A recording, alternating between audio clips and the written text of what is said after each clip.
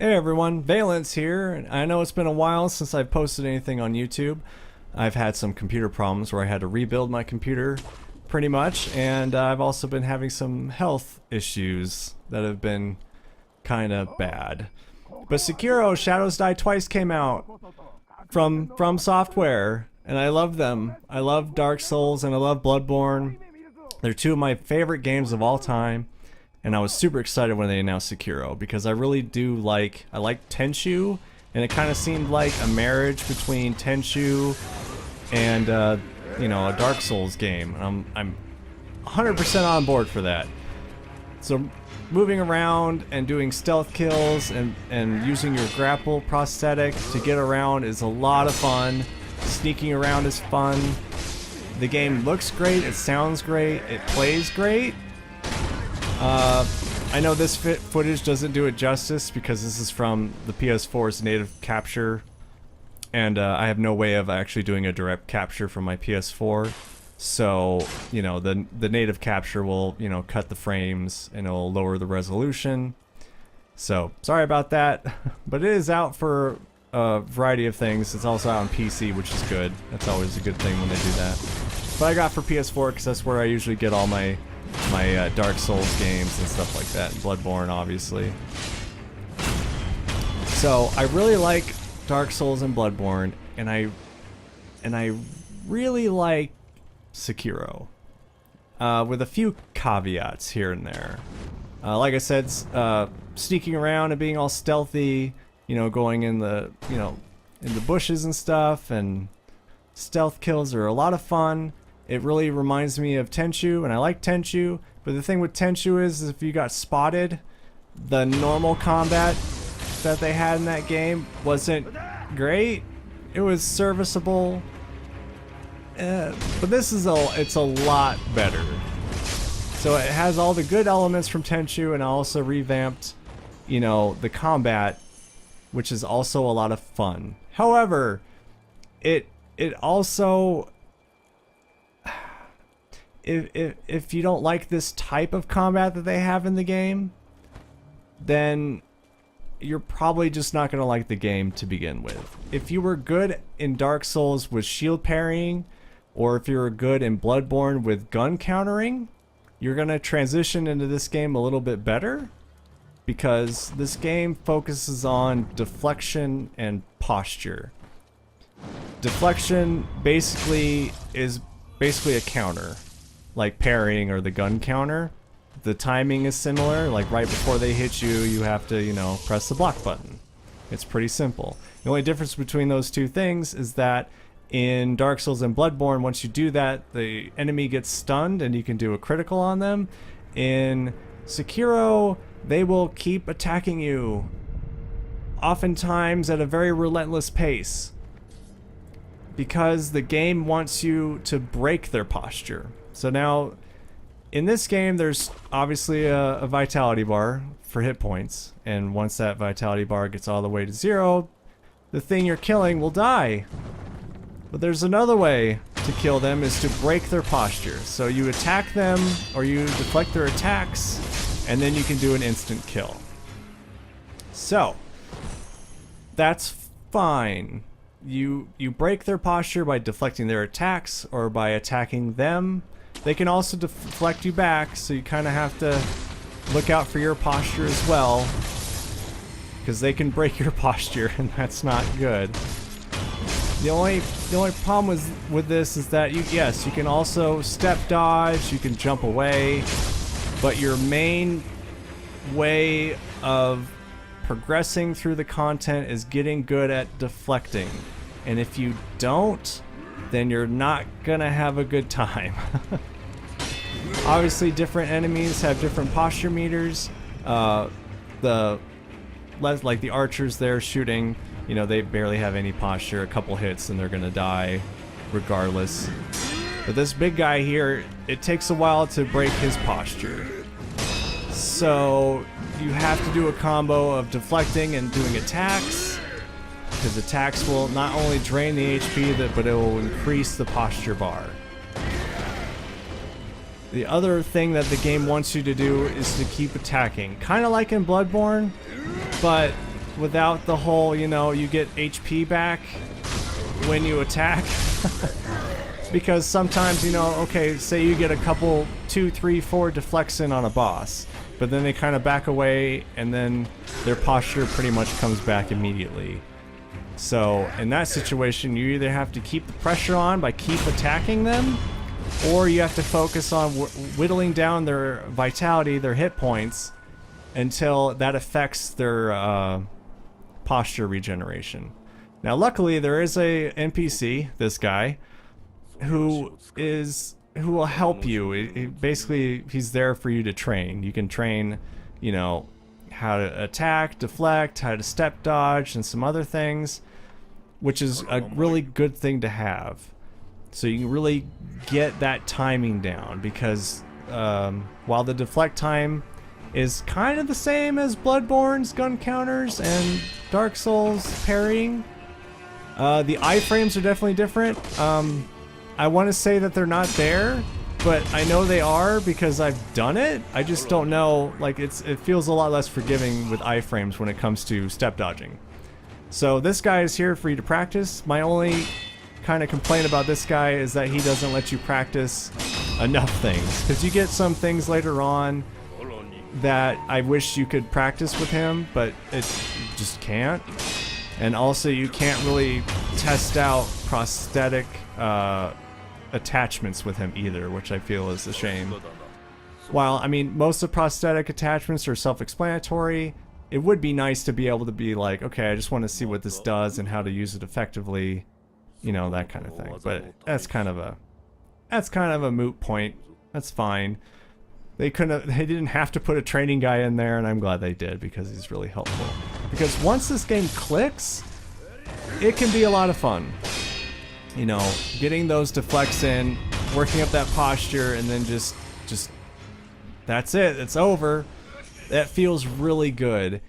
And that is especially true with bosses. Now, with bosses, they are going to have more markers. They're going to have what's called a death blow marks or whatever. They'll have, you know, little circles above their health bar, and that's to tell you how many times you have to either do a death blow or get their HP to 0. So most of the time right now, I think it's only 2 that I've come across, but who knows if that will go up or not. But yeah, so I mean, everything's solid. You just have to kind of get in a groove and understand what this game wants from you. Which kind of leads me to the things that I don't like. For one, I feel like this is the hardest game out of all the games that they've put out recently, like the Souls games and Bloodborne.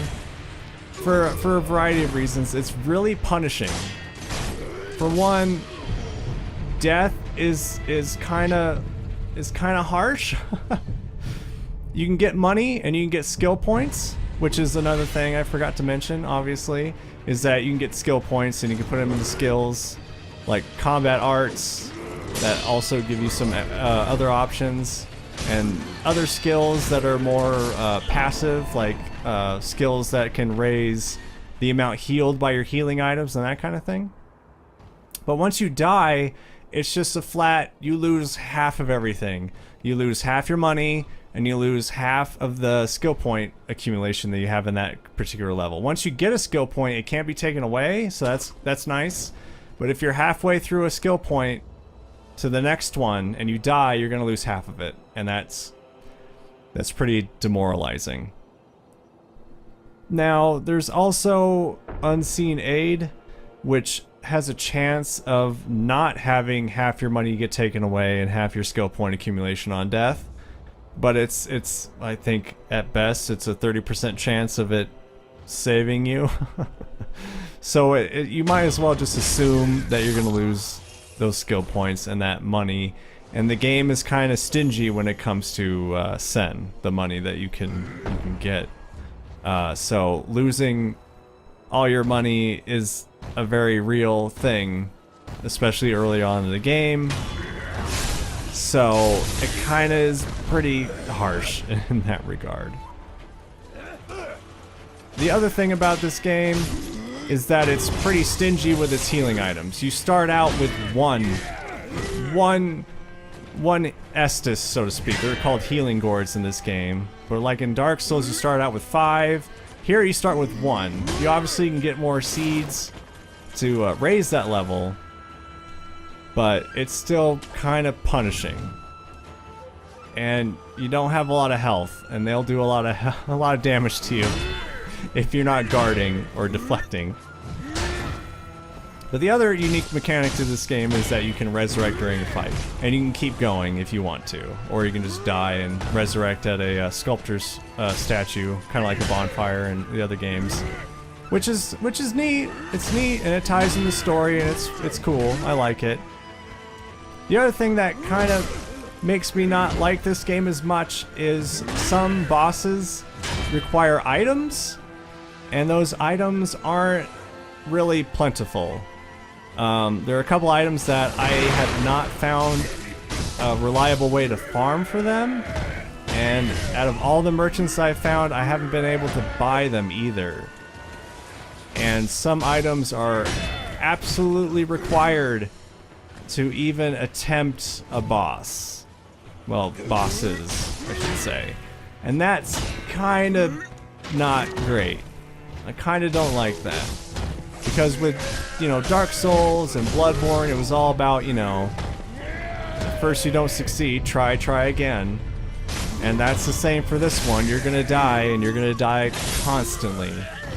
But that's okay, because each time, you know, you learn some new patterns, you see what they can do, and you can, you know, adapt, and you can get better. The thing with the items, though, is that if they're limited, you only have a few tries to do the boss, and if you don't do it and you're out of items and you can't get those items, then you're kind of like, that's kind of bad. I mean, there's one boss where the items that you need aren't necessary, but it definitely makes the fight easier. But there are certain bosses where you need these items or you can't, you just won't be able to win. And it's like, why would you do this? Why would you be this mean? Just let me throw myself at this boss and learn, damn it. So that's one of my other gripes. Now, one of the other things that makes this harder is that, well, in previous games, if you got stuck at a boss, you could level up, you know, get some more vitality, get some more endurance for dodge rolling or for blocking. You can get some more strength or dexterity for more attack power, so you do more damage. In this game, no. No, you can't work up your weapons, you can't work up your armor. The only way to level up your attack power or to level up your health is to kill bosses or to kill generals or to kill named enemies. And those enemies are tough. So if you get stuck at these enemies and you can't beat them, then you're not going to get the items that let you have more attack power or more health that can, you know, help you out in fights. So those kind of items are kind of gated off on some pretty tough opponents. So if you're stuck on a boss, you kind of don't really have a lot of options in the ways that other Souls games have been, to where you just have to keep trying to kill the bosses, and you have to keep trying to kill the generals or the named, and that's kind of your only option, you know. You also can't summon anyone to help you like you could in the other games, because this is a completely single player experience. There's only been one fight so far where there was an NPC that could help you. So, yeah, if you're looking for that kind of help, I wouldn't be counting on it or anything. So if you can't beat a boss, well, you're just gonna have to keep trying, because there's very few ways of you being able to, you know, get more health or get more attack power to do that content, unfortunately. Which is, I mean, it's harder. And it can be more satisfying to take down these bosses, but at the same time it can be even more frustrating, because if this fighting system doesn't click with you, if you're not good at deflecting, you know, it's gonna be a lot harder because there's a lot less avenues to take to get, you know, to do this stuff, you know. And especially in regards with like Dark Souls and Bloodborne, how there are different types of weapons and, you know, whole different classes with like spells, and this kind of not here. It's, you gotta use your sword, deflect, and attack. The prosthetic tools are where, you know, more variety comes in, your skills, more variety comes in. But at the end of the day, you gotta rely on deflecting and attacking when it's appropriate, or you're not gonna be very successful. So if it's not your game, it's fine. I mean, it's definitely not as good, in my opinion, as Dark Souls or Bloodborne, but it's still really well done. It's fun in parts, frustrating in others, but that's kind of how their games are sometimes. I know there are people that don't like Dark Souls or Bloodborne either, and I think they're crazy, but it's just my opinion.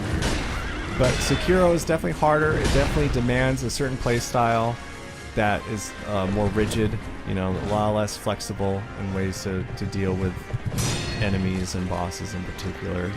But it can be rewarding. I'm still enjoying it, especially as I play more of it, as I defeat bosses. It's starting to click a little bit more, and I'm definitely liking it a bit better. So, yeah. I'll continually die, and hopefully I'll be able to beat this game like I have been able to beat all the other games. Because I really want to get good at it. I really want to beat it because it is fun, but it can be frustrating. So yeah, thanks for watching, and I'll see you next game. And if you stuck with me to the end, thank you. I'm also going to set up a Patreon, not for any, like, you know, good reasons, because I don't think anyone should really spend their money on me, because I don't do a whole lot. My content isn't the greatest. There's obviously other people out there to put out way better content and probably deserve your money a lot more. But I made a Patreon because soon their stuff is going to change, so it's like you might as well make it now so you get the rates that they are now. So I'll put that in the description if you want to kick me $1, that would be much appreciated. And if you stuck around this long, there's a little thing at the end here that I find funny. But yeah, I mean, obviously no pressure on the Patreon. You can just like, comment, and subscribe. Oh god, never thought I'd hear myself say that, but here we are. It is what it is, whatever. Hopefully I could start making more content again. If not Let's Plays, but some other stuff that I've had in mind for a while. But thanks for even just watching this video. I really appreciate it.